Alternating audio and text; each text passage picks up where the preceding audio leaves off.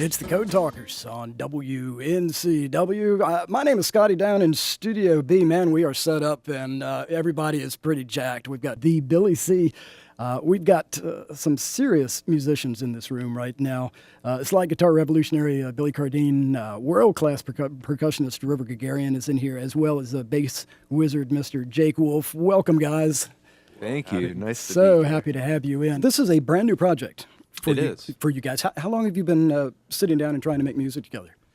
Well, probably getting on about a year. We've been working on a bunch of music, but when a couple of you have some kids running around, it's just hard to find the time to really kind of, focus on it. And so we just kind of scheduled in times whenever we could, and we've kind of treated it as almost a pre-production, getting ready for the studio, getting ready for the stage.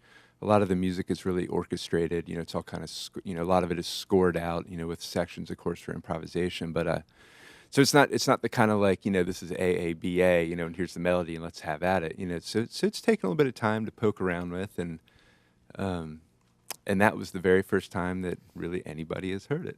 Yes, beautiful. Are you composing all the pieces, Bill, or is this a group thing? I am largely, but actually that piece that we just played was one of Jake's that we worked on arranging together. Yeah, sweet. That's the one. That's one tune is mine. The rest of them are mostly Billy's compositions. Yeah. Very nice. Just so far.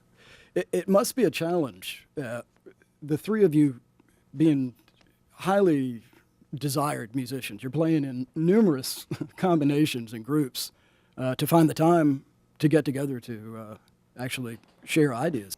Do you share online? Do you send each other material and then work from that to develop it prior to getting together? Yeah, I mean, at the beginning when we first started to get together, I said, Billy, let's write a lot of these ideas down because our memory slips and there's things in between.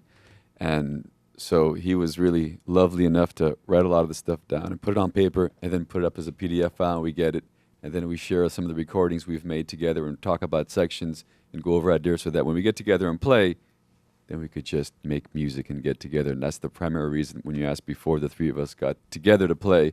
It's because there's a love there for a certain sound and certain ideas and concepts about music that we could work through in this relationship. Right. Well, it would seem that you all share a certain background in attention to non-Western music. Would that be fair to say? Yeah. So. Yeah, for sure. I know River spent a lot of time in the mountains in the East, right? Mm-hmm. Yeah, and I play in the Middle East a lot too. Right. And Jake, I believe you studied at Ali Akbar, right? I did, yeah. Okay. For a short time. And Bill, I guess you're in and out of Calcutta, right? Yeah. My teacher lives in Calcutta. Okay. Was there? I guess we would say there would be a pure intent to meld both the beautiful sounds of Appalachia and Eastern music. It's kind of just pulling from every every angle that we have to pull from, just in terms of just personal fulfillment. But there's probably not a recipe that we had in mind for how much of this and how much of that. But largely we're based here, and the Appalachian music scene is so vibrant and impactful, such a strong, sound, such a wonderful sound. And so I'd say that, that is largely, the base for everything. And then, River's got all these different things we can pull from that. And then I've got this, we can pull from that. And it all just sort of comes together. The first thing that strikes me, guys, these are beautiful instruments all around the room. I would love for you guys to just quickly tell the listeners what it is you're playing and it's an incredible tone. Cool. I'm playing a 6-string bass. So it's like a 4-string bass with an added string on the top and the bottom for a little bit wider range. So it allows me to play some of these chords and back Billy up melodically while I'm still kind of holding down the low end and the rhythm. And this instrument is fantastic. This is made by this really small couple guys, really small shop in rural Italy. And I am totally excited to be able to play it every day. So it's a wonderful thing. Bill, you've got two amazing instruments over there. Oh, thanks, man. This dobro that I'm playing here, or a resonator guitar, as they say, It's made by Tim Shearhorn. It's a koa wood, and there's no finish on it, so it's just got that real kind of natural look to it. And then this other thing, and I may go ahead and bust this out for the next tune. It's called a chaturangi, and it was made for me by my teacher, Pandit Debashish Bhattacharya. It's basically what happened in India with slide guitars. Like in the 40s, the Hawaiian guitar worked its way over there. It's perfect for playing Indian music on a slide guitar because of the way that they kind of say, if you're playing Indian music correctly, you're playing through the notes. Not Indian classical music. Not so much using the notes as targets, but it's like the way that you get in and out of them. So a fretless instrument, or like a sitar where there's a lot of bend, that really allows you to get that sort of feel. So they really latched on to the slide guitar in India, and in fact, if you're in India and you say you play guitar, they just assume that you play lap style slide. Like if you play guitar like a flat picker around here, they call it upright guitar or Spanish guitar. Okay. But anyhow, they took the Hawaiian guitar and then just added all the extra strings, from like a sitar, and there's they call them chikari, which is almost, in our speak, would be the equivalent of like the fifth string on a banjo. You use them as drones. Of course, that was pre Bill Keith, and the fifth string was still just a drone instead of like an additional melody string. Right.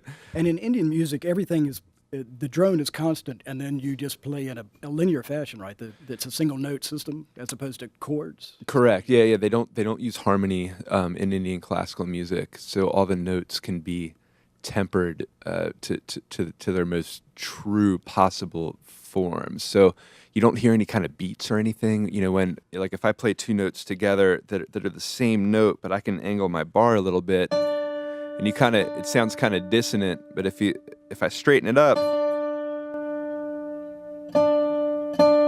there's a point where that goes away. And playing Western harmony, playing with a piano or a guitar, all these things are equal tempered, and so they're all the keys are good enough to be aight, and we get used to it with all the harmony and everything. But if you put it up against like a strobe tuner, or if you put it up just against your ear with like a constant drone note, you can hear the third will be kind of sharp, and the sixth, you might want to flat the sixth a little bit. You might want to sharp the major seven a little bit to really get it to like sweeten properly. And so with that, the reason that the Indian classical scene just kind of set aside harmony is because they can play the most pure version of the note without causing any kind of like contrast.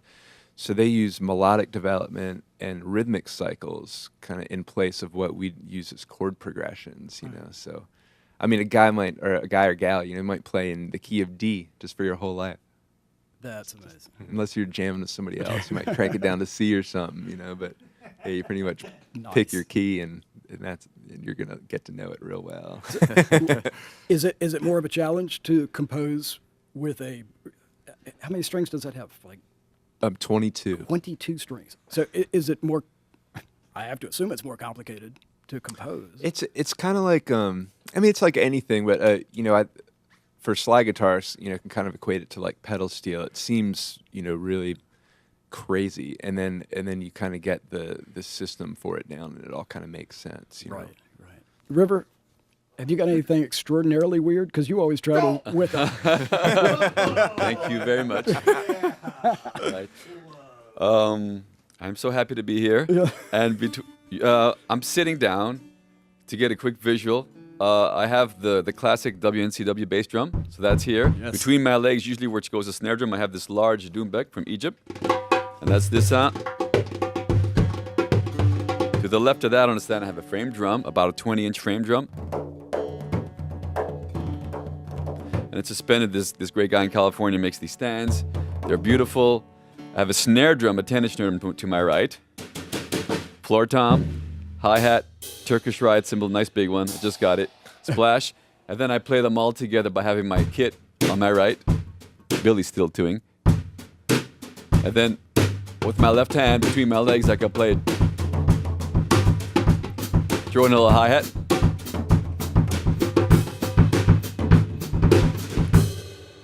There's your visual. Gosh, you know, humans love to pigeonhole things. Have we assigned a name to this musical fusion yet? I think that was your idea, right? The Global Americana. Something like Global that, yes. Americana. That works. Yeah, there's. It seems to me that some cultures, their music seems more prone to be able to create trance states and meditative states. I guess I wonder if you guys have thoughts on why is music trance-inducing? What is it that kind of gets you there? It's hard to say, but it's definitely that undeniable feeling. I mean, I hear that scientists have said that when you're playing music, that it's like the most active that your brain ever is. And that's probably a really kind of weak explanation of what they really said. But I mean, that was like generally the gist of what I got from it, is that you're so focused on between physical emotions and the emotion of the music itself, and the notes, the chords, everything. I guess it just really transports you someplace. And then like as a player, I feel like the closer that I get to my vision, like the more time I can spend in that space. Right. Have you guys, considering the beautiful music that you make, have you been involved in any sort of brainwave research or trance work in a clinical setting or anything? I have. Have you? And with the company, I put out a CD specifically for theta brainwave state, a meditative CD, using singing bowls and gongs and long string instruments and so on. Billy Cardine on the beautiful slide and dobros, and I will never pronounce the Indian version over there. Jake Wolf on the bass and River Gregarian on percussion. This is the Billy C. Thank you guys so much. This has been truly beautiful. Thanks so much for having us. Thank you. We turn to music now from Maceo Parker.